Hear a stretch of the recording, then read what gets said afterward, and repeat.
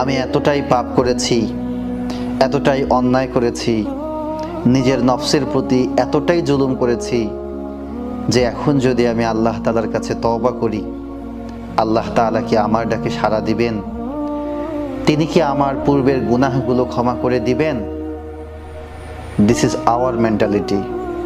কিন্তু আল্লাহ পাক রব্বুল আলামিনের কথা অনুযায়ী, তার আহ্বান অনুযায়ী যদি বান্দা আল্লাহ তাআলার দিকে এক হাত অগ্রসর হয়, আল্লাহ তাআলা সেই বান্দার দিকে 10 হাত অগ্রসর হন।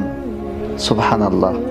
যে ব্যক্তি আল্লাহ তাআলার দিকে হেঁটে হেঁটে যেতে থাকে, আল্লাহ তাআলা তার দিকে দৌড়ে দৌড়ে আসেন। সুবহানাল্লাহ।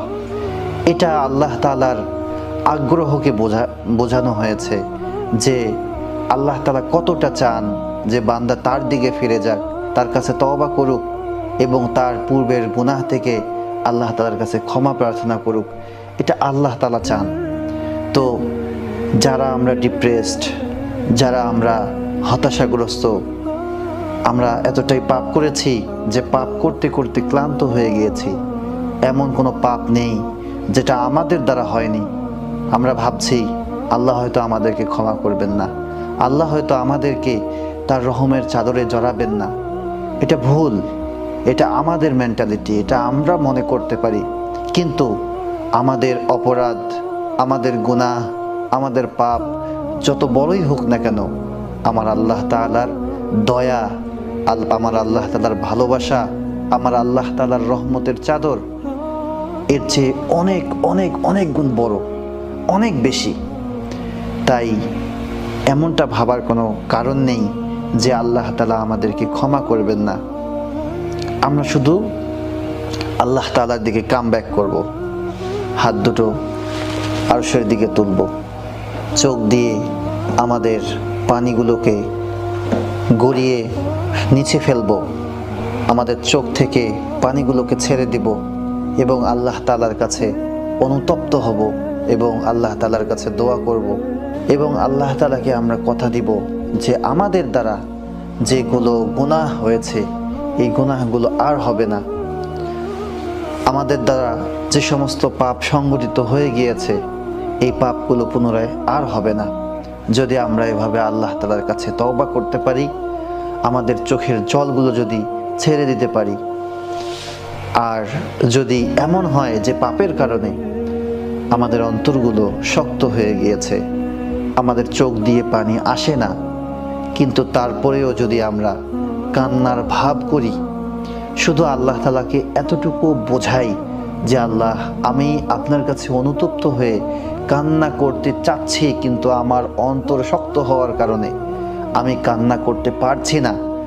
যদি শুধু এতটুকুর প্রমাণ করতে পারি আল্লাহ তাআলার কাছে, কান্না না আসলেও কান্নার ভাব করতে পারি, ভান ধরতে পারি, তারপরেও আমার আল্লাহ পাক রব্বুল আলামিন তার মেহেরবানিতে, তার দয়ায় আমাদের সকল গুনাহ ক্ষমা করে দিবেন এবং আমাদের অন্তরগুলিকে নরম করে দিবেন এবং আমাদের অন্তরগুলিকে হেদায়েতের পথে আল্লাহ তাআলা পথ প্রদর্শিত করবেন এবং অবশ্যই আমরা ঈমানের হালতে এই দুনিয়া থেকে চলে যেতে পারবো ইনশাআল্লাহ।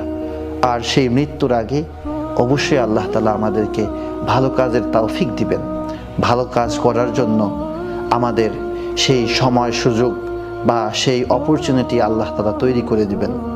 তো এটা কেবলমাত্র শুধুমাত্র আল্লাহ তাআলার কাছে খালেসভাবে ফিরে আসার মাধ্যমে এবং তওবার মাধ্যমেই হবে, অন্য কোনোভাবে এটা করা সম্ভব নয়। তো এই যে তওবা বা আল্লাহর কাছে ফিরে আসা বা দ্বীনে ফিরে আসা, এটা কিন্তু বিশাল বড় একটা নেয়ামত। এই নেয়ামত আল্লাহ তাআলা যাকে দেন সেই শুধুমাত্র ফিরে আসতে পারে রবের দিকে, সেই শুধুমাত্র ফিরে আসতে পারে দ্বীনের ভিতরে এবং অবশ্যই তার পরবর্তী জীবনটা অনেক সুন্দর হয়। সে আল্লাহ তাআলার ইবাদতের মাধ্যমে বাকি জীবনটাকে কাটিয়ে দেয়। ভালো লাগা, মন্দ লাগা সব কিছু ডিপেন্ড করে, সব কিছু সে খেয়াল করে, সব দিক দিয়ে খেয়াল করে যে আমি ইসলামের মধ্যে আছি কিনা, আমার ভালো লাগাগুলো ইসলাম সমর্থন করে কিনা, আমার খারাপ লাগাগুলো ইসলাম সমর্থন করে কিনা।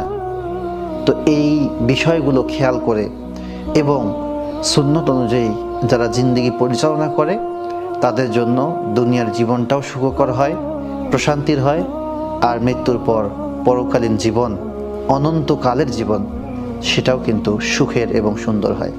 আল্লাহ পাক রব্বুল আলামিন আমাদের সকলকে তার মহামূল্যবান রহমত, মহামূল্যবান বরকত, মহামূল্যবান নেয়ামত, হেদায়েত, সেই হেদায়েত আমাদের সকলকে নসিব করুন। আল্লাহুম্মা আমিন। ওয়া আখিরু দাওয়ানা আনিল হামদুলিল্লাহি রাব্বিল আলামিন। ওয়াসসালামু আলাইকুম ওয়া রাহমাতুল্লাহি ওয়া বারাকাতুহু।